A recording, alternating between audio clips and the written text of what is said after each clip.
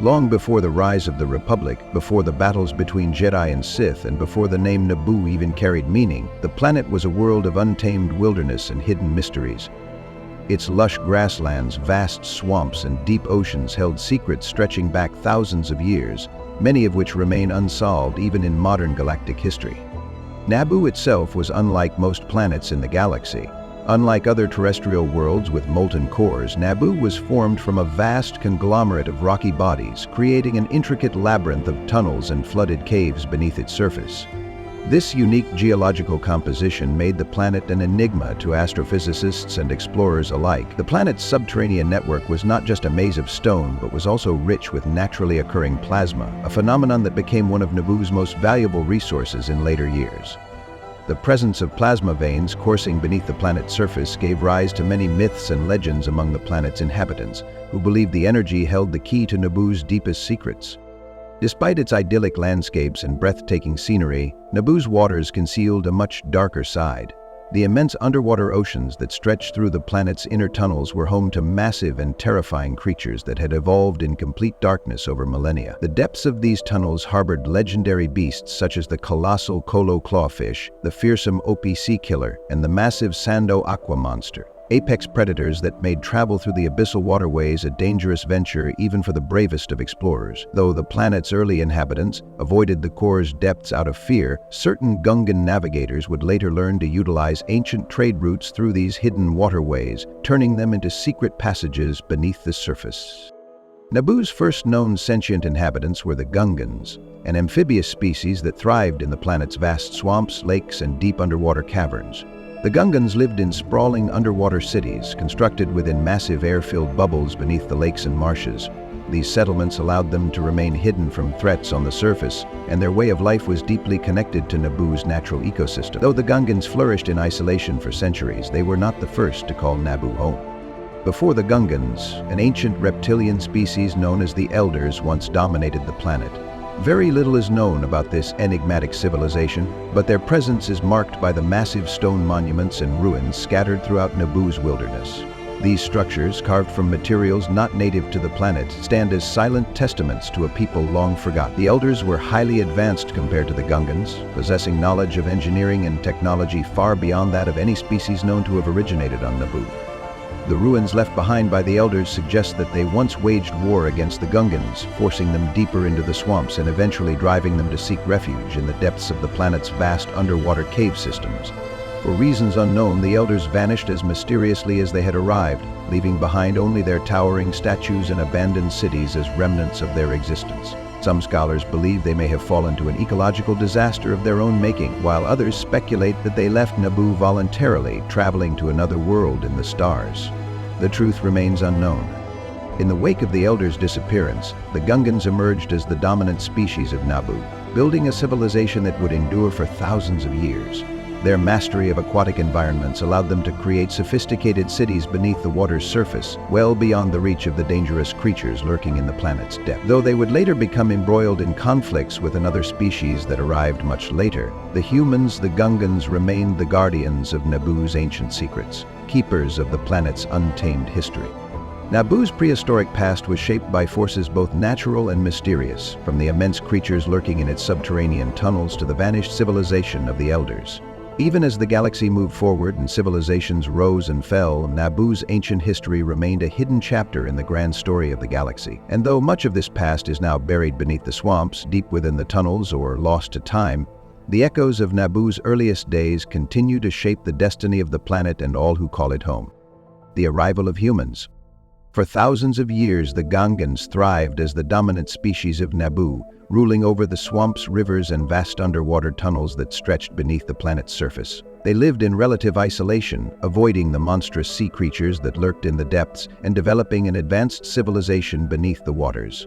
However, their world would change forever with the arrival of a new species, humans. Around 4000 BBY, explorers from the distant core world of Grismalt discovered Naboo during the twilight years of their civilization. Grismalt had once been a thriving world, but centuries of war, political strife, and overpopulation had left it in decline. Seeking new lands to settle, Griswold's Queen Elsinore Den Tasha sponsored deep space expeditions to find habitable worlds in the Mid-Rim and beyond. One of these expeditions, led by the explorer Quillan, stumbled upon a lush and seemingly unspoiled planet teeming with natural beauty. The settlers named the world Naboo after one of their revered deities. At first, Naboo became little more than a hunting ground for wealthy big game enthusiasts from the Mid-Rim, drawn by the challenge of capturing and taming the ferocious Veermoks that roamed the planet's forests. It would take nearly a century before permanent settlements were established. During this time, the native Gungans largely retreated into their underwater domains, avoiding direct contact with the off-worlders. The true colonization of Naboo began around 3900 BBY, when a fleet of 3 massive colony ships, the beneficent Tasha, Constant, and Mother Vima, arrived, carrying human refugees fleeing a brutal civil war on Griswold. Led by Quillan, these settlers crash-landed in the rugged Gallo Mountains and the Dija Peak region, where they struggled to carve out an existence. The dense swamps, unpredictable weather, and unfamiliar wildlife made survival difficult, but the settlers endured, building farming communities in the highlands where the terrain was more forgiving. Over time, they would claim the planet's name for themselves, calling themselves the Naboo. Unlike many other human colonization efforts in the galaxy, the Naboo did not expand through conquest or force. Instead, they developed a unique and philosophical approach to governance and society, favoring intellect, diplomacy, and harmony with their surroundings. This was in stark contrast to the Gungans, whose civilization had been shaped by war and survival in the depths. Despite these differences, the two species largely avoided one another, coexisting on the same planet but maintaining separate societies. However, tensions between them would continue to simmer beneath the surface, setting the stage for future conflicts.